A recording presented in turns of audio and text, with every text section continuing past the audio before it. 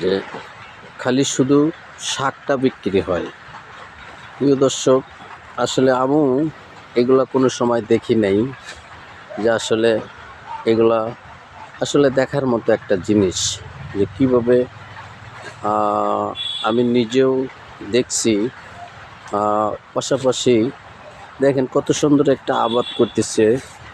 ওই পাশে একটু ঘাস, তারপরে আপনার এখানে লাউ গাছ, মূলা, বেগুন, এইবারে দেখেন শস্যা, আমাদের শস্যার তেল, আমাদের বাংলার জাতির তেল, শস্যার তেল।